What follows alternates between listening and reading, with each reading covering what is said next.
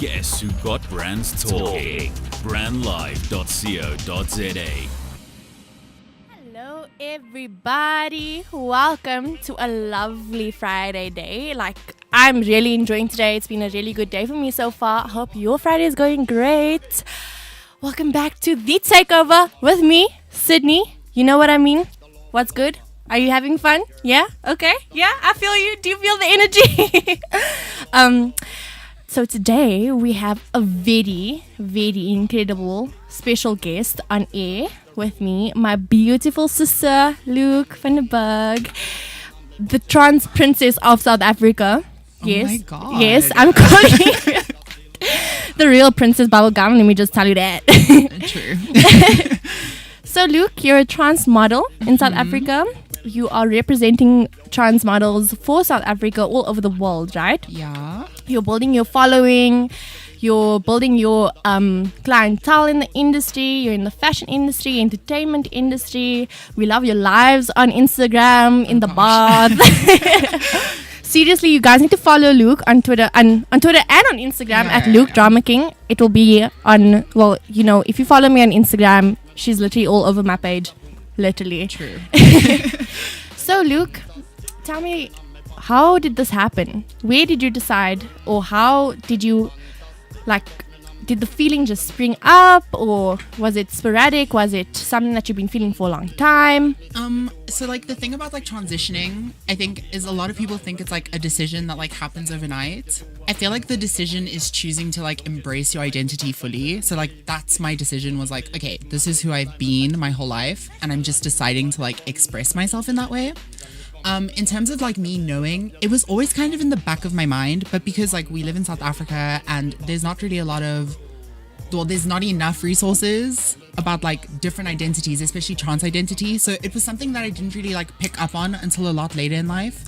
And when I understood what trans people were, who trans people were, the fact that they live normal, healthy lives, I was actually, this has always been me, and I'm only getting it now. But it has been an all my life kind of thing. Okay. And when did you come out as a trans girl? So I'd say the beginning of the year, very, very close to the time my dad passed. I think having a death in the family really shook me up, because it was life is extremely short. And if you're constantly living your life for the validation of other people, you might not be doing the most healthy thing for yourself. So that really was the push. And that's when I was just okay, this is who I am. People need to start knowing this too. And let's actually engage in these conversations. Let's make this easier for people who might not know what being transgender is, and who might have been struggling with the same issues I was. Let's get them the role model, the person, the voice. And representation in the industry and also in everyday lives. Because in South Africa, like you said, there isn't really much of many people representing the trans community at all. At all, exactly. And it's really scary to think about. So I really wanted to be the person to give some people a voice, so that they were 6 years old being I'm trans, that's okay. Yeah. Because the sooner the better, I think. And how do you feel your parents reacted to it, your mom and your brother? I was really scared. I was really scared. Okay, so I remember the conversation on the phone.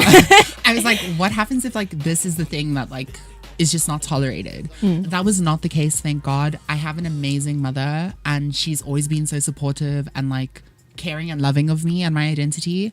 So when I told her, it was kind of a I know moment, and that I can literally not have wished for anything better. I feel extremely privileged to have had that. And me knowing that that's not the experience for everybody kind of gives me another push to talk more about this kind of thing. So in the future, would you consider going into being an activist for the trans community on a grander scale? Okay, yeah. Because I know you are already, but more on many diverse platforms, also traveling all over the world to speak on this issue.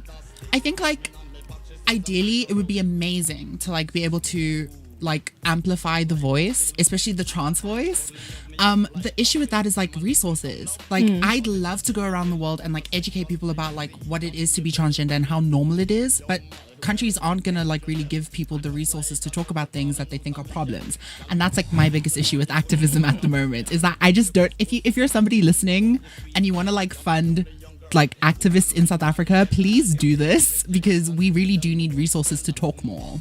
Please, guys, that would be lovely. And also, in terms of going through the actual transition of changing your body, becoming who you essentially would like to be and how you would like to look, how has that been for you?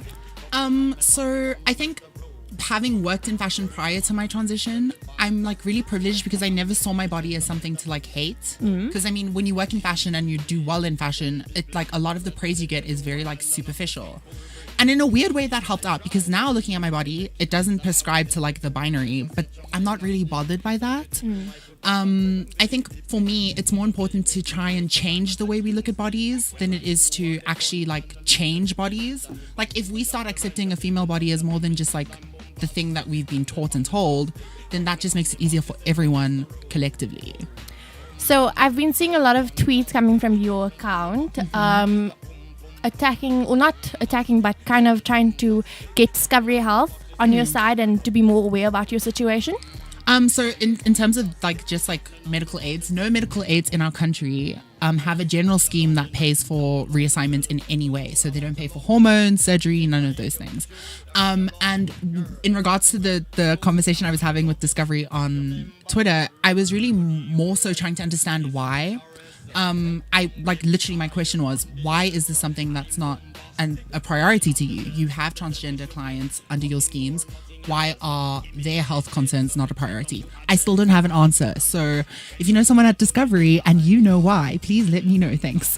They can email the station. It's all on the webpage. You can email us. You can email Luke. I think your email is in your Instagram bio. Yeah.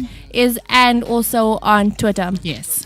Okay, so as a fashion model in South Africa, now let's take the transgender away from the situation. Okay. How has that been for you growing up in this industry? Because essentially that is what you did. Yeah, so did you.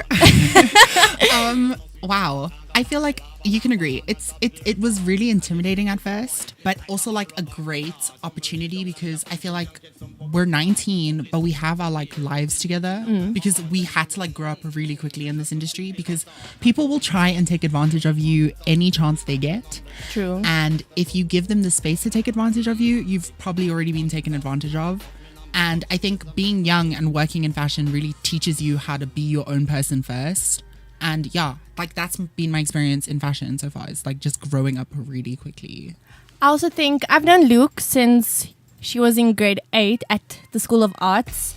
I think that school also really helped us grow up because we were thrown into the deep end essentially. Yeah. I mean, we were told that 70% is our minimum pass mark, you know what I mean, in our arts. So Luke studied drama and I studied music. And we both, I don't know, do you still pursue drama outside of school? No. And I didn't pursue music at all outside of school, Yeah. no matter how much I miss it or whatever. But it's just, you know, once you study something that you're so passionate about and it becomes like textbook, then it's like, you know, it's a drag. It stops becoming like love and it starts becoming work. And like, but not the best kind of work, the work that you dislike doing. Exactly. So I feel like we've been brought up in the entertainment industry. That's how we grew up with each other also. And also, I'm really glad to have you as a friend and also my sister. Like, I just thought, you know, I should have Luke on my show. She needs to come and spread her message and she needs to talk about who she is and what she demands from this world, you know. And also, I want you to tell me, where do you see yourself in the next 5 years, in the next 10 years, 15 years? Oh my gosh. Okay, so Have you not thought that far? like a little bit of a sad answer. I'm like very, very rational and I like base a lot of my like world philosophies on realism. So it's scary to imagine like tomorrow for me. Like that's something that I really struggle doing. So I can't answer your question because I haven't thought that far, which is really sad. I should try and be more optimistic about things. But like I literally live like I could literally die tonight. So like let's make like the most of now. So hopefully like in 5 years I'm still living, thinking the same way. Like that's where I see myself. You know what? I actually love your answer because it's not like you didn't think too far about it. It's organic. I know we don't like that word, but it was organic. It came out naturally, and it's not like something that like, you know, rehearsed and that people ask you like, where do you see yourself in 5 years? Oh, I see myself, being an accountant, having a family, 5 kids, which is basically my dream. I know I'm dragging myself in this situation because I literally see myself in the next 10 years, the whole entire family. But yeah, okay. Don't forget world peace. Oh, and world peace, yes. I'm the next Miss South Africa. Let me tell you that. So in the modeling career, right?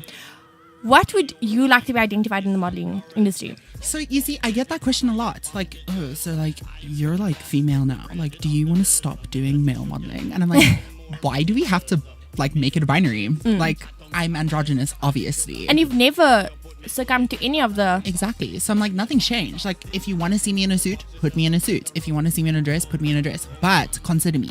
That's it. Yeah. Like, that's all I ask for in this industry is that like bookers, casting agents, people who are writing up like campaigns, think about people that are beyond their thought. Because the moment you represent more people like me, you're representing everyone. And like that's really important to me, is just seeing more representation for people in my community and other minorities throughout like South Africa and the world. Thank you so much. Let's quickly cut to another song. We're gonna listen to Dawn Richards. brandlive.co.za.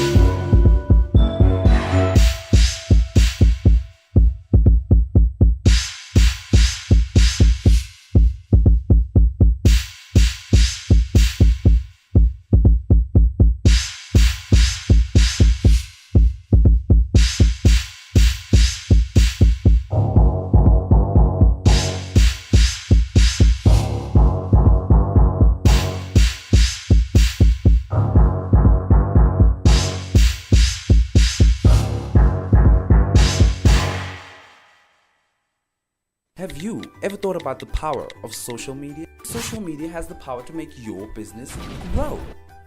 Grow! Yeah. Why don't you let us manage your social media? Because our business is to see your business grow. Visit us at www.bstownmedia.co.za. You're listening to brandlive.co.za. Hey, thank you. I hope you enjoyed the song. It's Door Nurtured's How I Get It, the Leonce remix. So anyway, back to the most important topic right now. Luke, my beautiful sister. So, very, very deep question. A lot of people struggle to answer this. But who are your inspirations? Not only in the industry, but also in your everyday lives. Who do you see on social media? Who do you link up with? Your mom. Yeah, my mom's an inspiration. You're an inspiration to me. There's guys, there's nothing better than watching your friends do well while you do well. It's it's just validating. It institutes everything you've been doing. You're like, there's a point to this. I'm a huge fan of Naomi Campbell. Nobody will ever take her crown. Yes. I'll never take her crown. Nobody will ever be born to be Naomi Campbell's second. Never. Not even her daughter. No. If she has children, ever. No. I also don't think she'll never have children. I love Laith Ashley. He's a trans model as well. He's amazing. He's gorgeous. He's the most gorgeous man I've ever seen in my entire life. I'm a big fan of Isis King, Aris. They're also trans models. Otherwise, I'm inspired by just a lot of energies and feelings. Yes.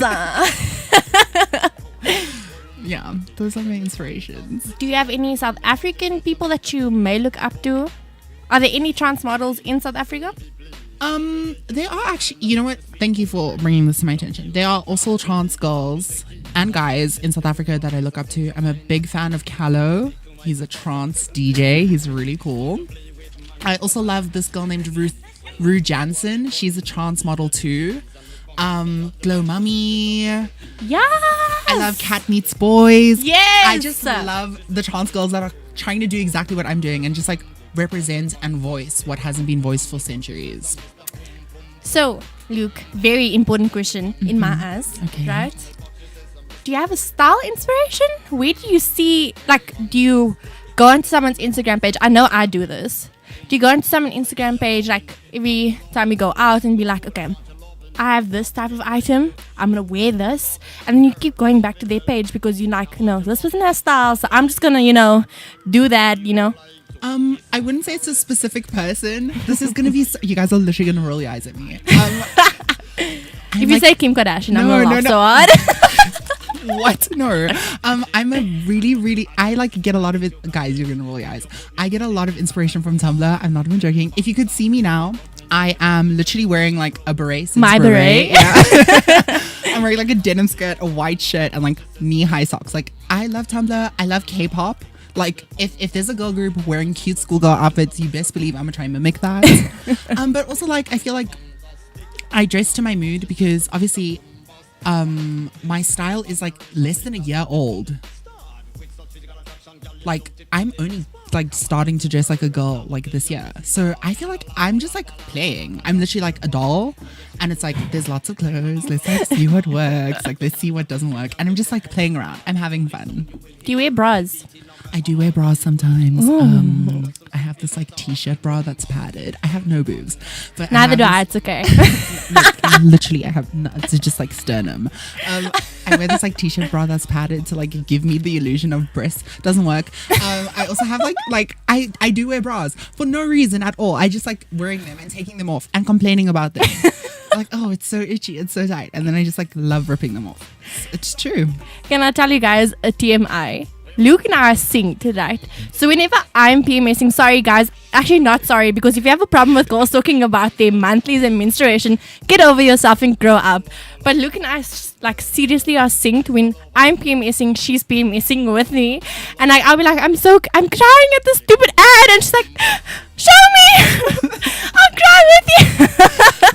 And like as unbiological as that is, it's true. I'm not even joking. Like I'll cry. Okay. I'm just sensitive though. So I think it's just mostly like when I have a reason to be sensitive, I'm just like, yeah, finally a reason. That was really creepy. I'm sorry. I just want to say thank you to everyone on my live. They are being so supportive, and I really, really appreciate the great comments that are coming through from like St. James and like a couple girls and guys further up in the comments. Anyway, we have 5 minutes left of the show. So, really quick question. I want to know, what else do you do other than being in the industry, other than being an activist, other than being a social media like icon? I secretly make music. That I don't talk about. You guys need to listen. You guys need to listen to our music. Oh my gosh. I basically like audio journal my transition. I don't talk about it because it's not something I'm passionate about. And right now I've been practicing programming so that I can make a digital like Instagram page with like beautiful girls that aren't real. It's so good. You guys, it's so good. I've been like working on this for like months and it will probably never be finished or see the light of day, but that's something I do. I program. We need more female programmers. So yeah, get into programming. Talking about programming, when am I going to get my Sims that I've asked for so long? I just want to borrow this game to like in the spare time that I have. Can I please, Luke? Okay, but you have to remind me like properly. Anyway, I just want to do some promo. Shout out to Antalental. I hope you guys are excited for Opi Kopi. Whoever's going to come to Opi Kopi, hit me up. Let's do something. Let me take pictures of you. Let me gas you up because it's kind of my job right now. Please bring deodorant and sunscreen. Oh, and baby wipes, guys. Baby wipes. Please. We don't want no stinky people. Nuh-uh. So anyway, to cut the show, we're going to go into one of my favorite songs, Foolish by Ashanti. It's a nice remix by a really cool DJ on SoundCloud. All the details will be on my Instagram page. Thank you so much for tuning in. Can't wait to hear you next week. We'll talk to you next week.